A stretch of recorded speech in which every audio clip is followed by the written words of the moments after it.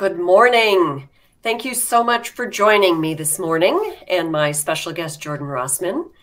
Welcome to Coffee and Conversations. If this is your first time, thank you so much for coming. To everyone who comes back over and over again, wonderful to see you again. And this morning is a very special morning. I say that about every single Coffee and Conversations, but this is a very special morning with Jordan Rossman, team leader of the Rossman team with Century 21. Jordan Rossman, at the age of 32, last year, because the numbers aren't out yet for this year, is number 17 with Century 21, number 17 in the country. He has been doing a remarkable job in this industry. And please help me welcome Jordan. Hello. Hello. Good morning. How are you? I am fantastic. Thank you for having me on the show today. Oh, I'm thrilled to have you. This is going to be great. I think I've known you for a really long time, Jordan. Longer than most people have known me, actually. Yes. So just a little secret, I think we should probably reveal Jordan Rossman is my nephew. And so, yes, I have known Jordan his entire life. And he is a remarkable young man who is killing it in real estate up in Aurelia. And so, Jordan, I want to start with a path that I knew you were on a path to entrepreneurship and sales for a really long time. You graduated university. You got your first job in sales. What happened? Yeah, I mean, I always wanted to have sort of call it a fancy job. I knew that I could do great things, and I wanted to have a successful career. So, outside of like the little part-time jobs here and there, my first career move was to go work at RBC. Not directly in a sales position, although my job was sales coordinator, but something that mapped towards a sales career. Mm-hmm. And that it was an opportunity where I learned a lot of things, but I've always thought of myself as an entrepreneur.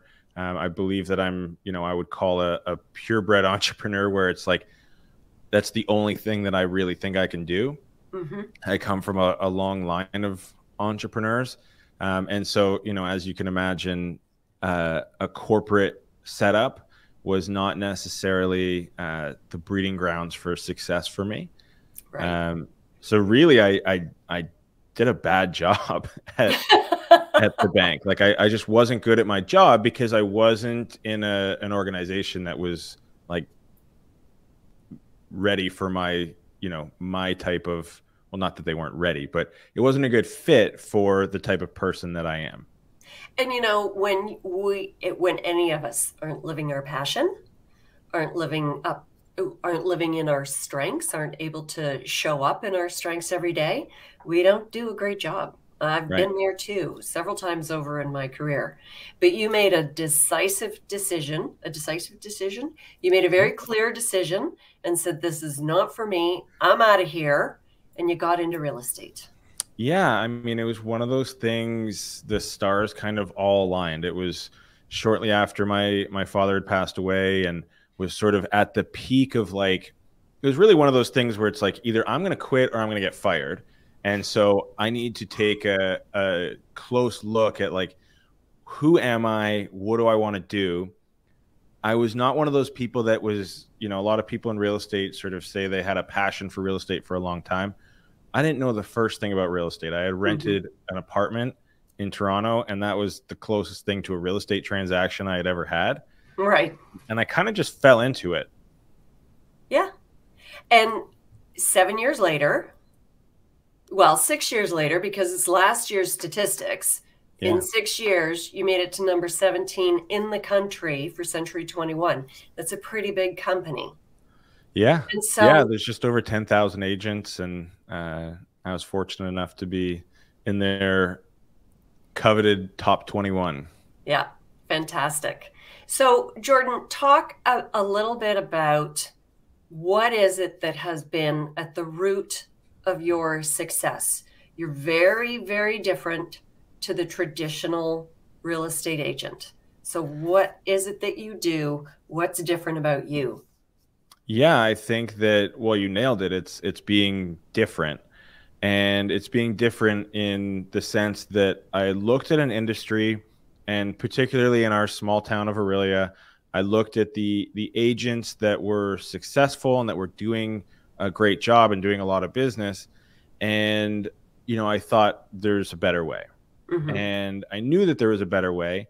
And so I've sort of gone against the grain.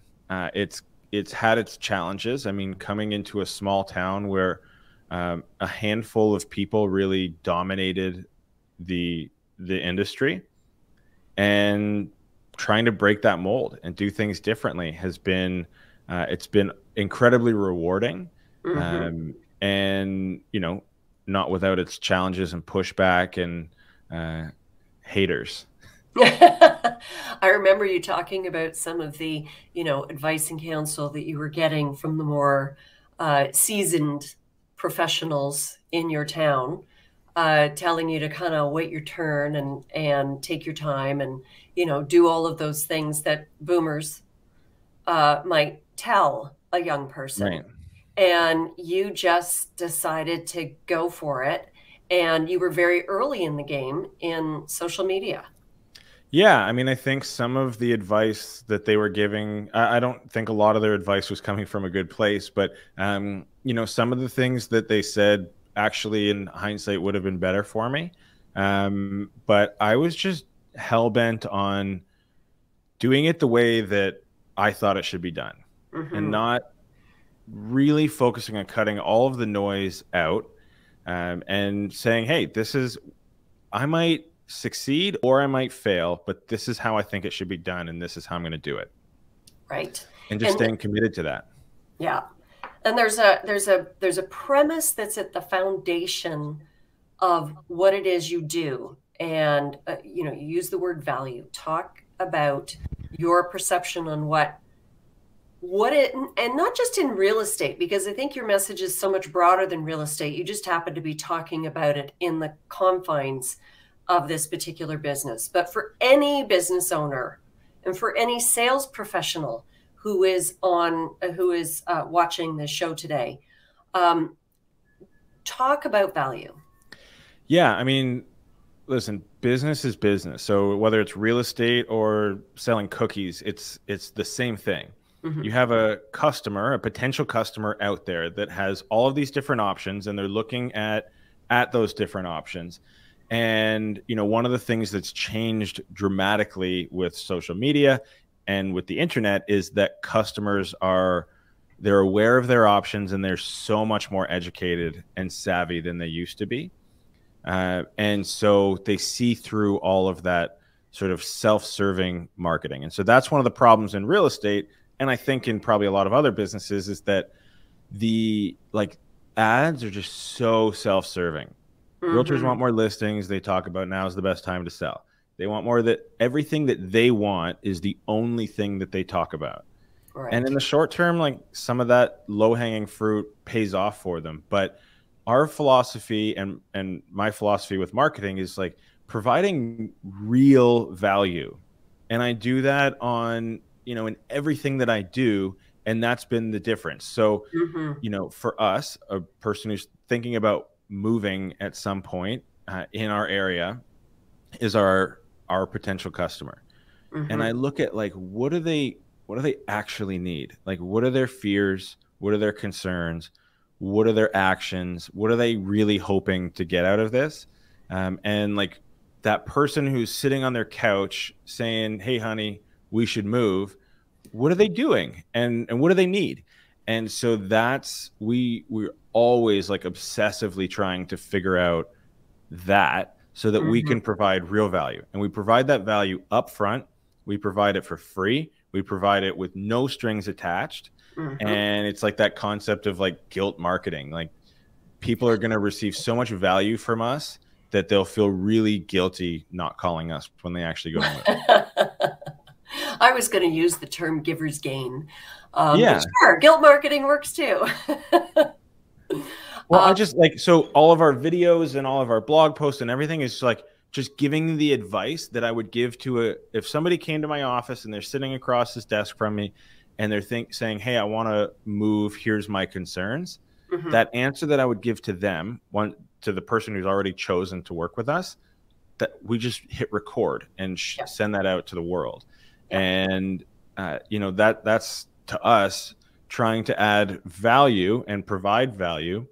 And then then they make their decision from there. The old school was like holding information tight to the chest and not wanting to share it. And that was your value proposition. But that's not a value proposition. That's like, just holding something over the consumer's head. Yeah, we could have a whole other conversation about how bad most value propositions are. Yes. Because they're not a value. They're mean statements. Correct. But, the research backs you up. So one piece of research in B2B, but business to business selling, but people are 4 times more interested in insights than they are product knowledge. In your case, what is my house worth? Is a piece of knowledge that they can guess, and you're more or less fine tuning it for them when you're meeting with them. But what they want is insight. What they want is value.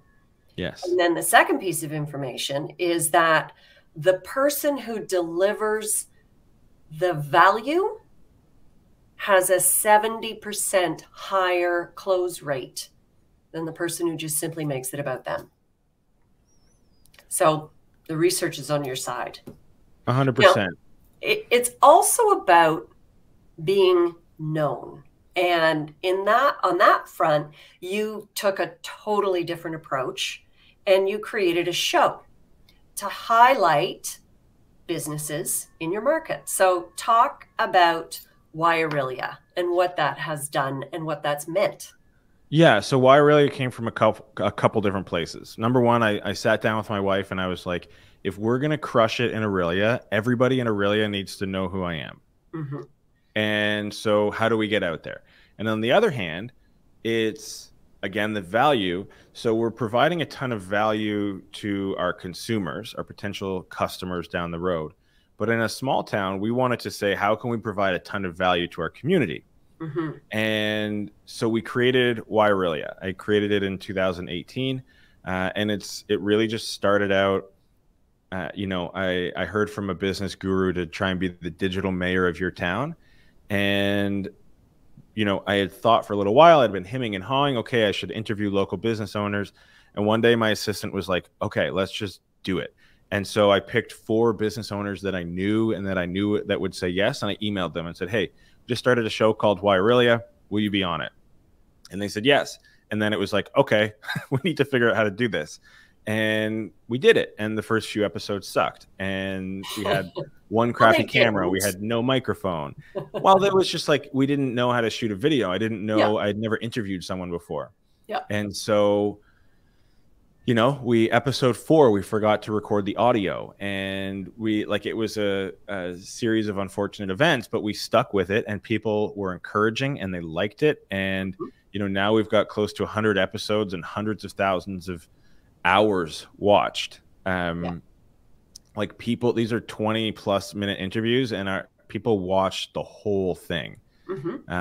And it's been great. It's been great for our community, and it's been one of the biggest turning points in my career. Yeah. I mean, you have cookies named after you from interviewing the baker. You have, you've won awards for this show. But I think more importantly is that idea, again, you did it to create value, and it has created great value. There's nobody else in your market doing a show like this. Not the economic development, arm of the government has been doing what you've been doing. Well, and for small businesses. Yeah, and it's taken a lot of discipline. Like, one of the things that has been really difficult, and there have been agents in other cities that have tried to do this, and there's one little tiny detail that they get wrong and it kills the whole thing, is instead of saying, agents will be like, hey, it's Jordan Rossman from Aurelia and the Rossman team at Century 21. And today we're in such and such a business. Like I never, if you go to any episode we've ever done, I never mentioned real estate. And it's not about me. It's about them. And now we've had close to 100 business owners and politicians where we've said, hey, we're going to shoot a video that is all about you. We're going to shoot a promotional video on your business and an interview, and it's going to get tens of thousands of views in our town. And that's a huge value. And we're not going to charge you anything for it. And we're never going to ask you for anything. We're just doing it because we like you. And, you know, that's a huge value add to people. Yeah. And, you know, I go to Aurelia. I live up the road from Aurelia in Gravenhurst. And so when I'm in Aurelia, I'm in a shop or a restaurant, and I say, I'm Jordan Rossman's aunt. They're like, oh, Jordan. Yes, of course. So it really does work, and everybody knows you. And I'm sure down the line, it has rewarded you in business, but that's not why you did it. And I think that that piece of it is so important. Yeah, 100%. It's what are we, 3 years in now in Aurelia? It's been an ROI negative. Like if you're just looking at the numbers, it's cost more than it's brought in. But that that's okay. And B, that won't be the case long term. Right. I know that. Yeah. Amazing. So, you know, being different and giving in so many ways are two big pieces of your success. Now, your success keeps growing in leaps and bounds. You know, and you talked to me last year, about a year ago, right around this time, and you said, I've got a goal. I want to get to here. And I said, where are you right now, Jordan? And you said, well, I'm right about here, and I'd just love to crack this nut right here. And I'm like, it's not big enough. Like, seriously, get with the program, Jordan, because I knew you knew what you wanted. You just hadn't said it. Right. And so you've really shifted your business this year in particular. You've really stepped into thinking like a CEO. So what's different from how you were thinking about your business to how you're thinking now? Yeah. So, I mean, I'm thinking the first thing, and I'm just sort of, it's hitting me as you just said that, was like the belief. So like that goal we were talking about sort of this time last year, like we smashed that this year. And in February, I believe you told me. Yeah, like it wasn't even, it was so over before it even started with that goal. So it was the belief that I could, and I've always kind of had that belief. You know, that was one of the things that my family and parents instilled in me from birth, basically, was like, you can do anything. There's nothing you can't do if you set your mind to it. And so then it was like, what are the negative things I'm saying that are preventing me from getting there? And what's the person? I've got a good example in the sense that like there's actually someone out there accomplishing my goal right now. And so like I can actually look and say, hey, what's happening differently there? And so being able to reflect on that is really important. So knowing that I can get there, identifying and eliminating the self-talk that was hurting me. Like, well, I could do this, but da da da da da. Or, hey, if you take out, I was basically saying, if you take out number 1 and 2, I'm number 1. It was like, and I was saying that because number 1 and 2, there's such a big gap between second and third in this example.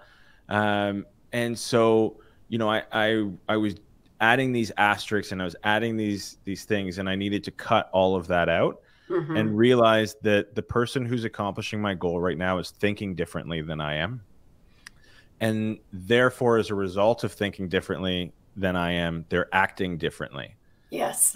And they're doing, because I've always been really interested in the tactical approach to business, but it starts with the theory of the direction, the goal. The goal forces you to move in a direction, and then you have to take, then your actions become more clear of like, Yeah. So we just hired an agent on our team because the goal that I have is going to require me to have more agents than I currently have. Hmm. So that forced me to start thinking about how do I find the next right agent?